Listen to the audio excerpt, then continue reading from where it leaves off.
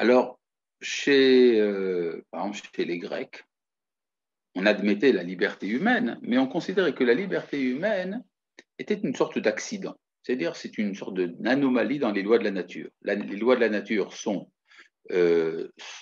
fixes, elles sont déterminées, ça s'appelle le déterminisme naturel, mais il y a une sorte de curiosité, pourrait-on dire, dans le monde, c'est les êtres humains.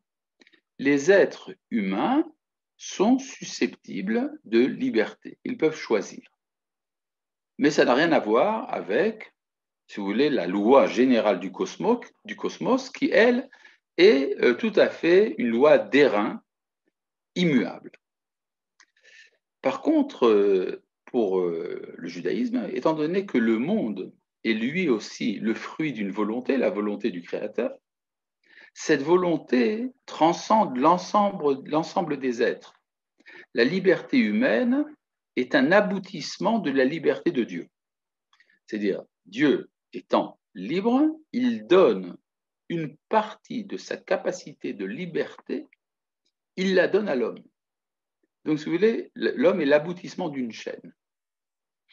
De plus, l'homme étant lié à l'ensemble des êtres, ça veut donc dire que la liberté humaine a des conséquences au niveau du monde tout entier.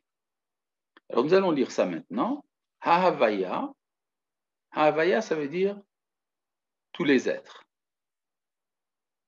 C'est-à-dire tous les êtres pris comme une seule entité.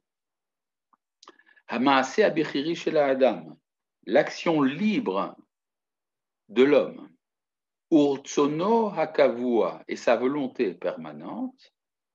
Hinam shalshelet achat gedola, sont une seule et grande chaîne.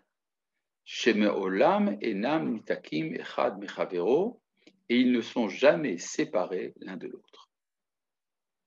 Bon, c'est un beau titre, et là, il aura va rentrer dans le détail. Chefetz ha'adam, kashur b'ma'asav. La volonté de l'homme est liée à ses actions.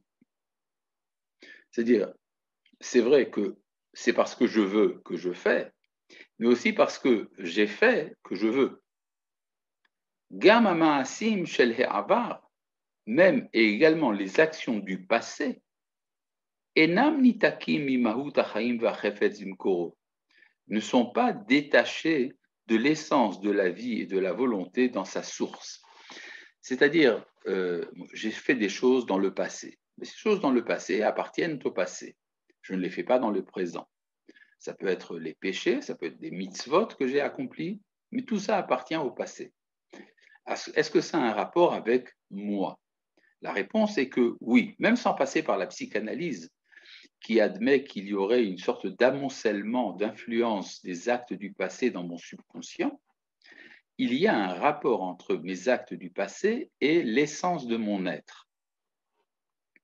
Kevan she'en davar mitnatek legamre, or comme rien ne se détache absolument, yesh biyad hachefetz yatzbiat tzivyon miyuchad gam al ha'ma'asim she'avru. La volonté est donc la capacité d'imprimer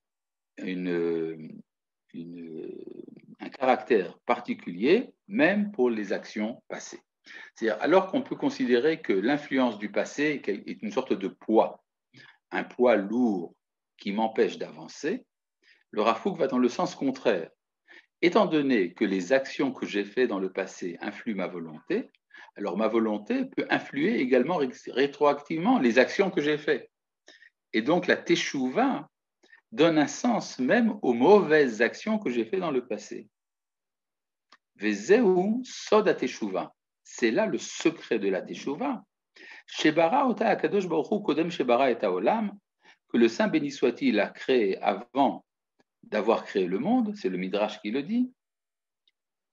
Klomar, alors qu'est-ce que ça veut dire qu'il a créé la teshuva avant d'avoir créé le monde? Ça veut dire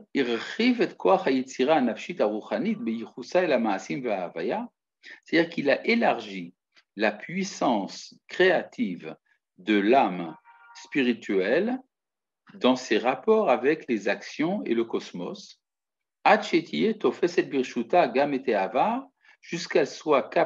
au point qu'elle soit capable de comprendre dans son domaine également le passé.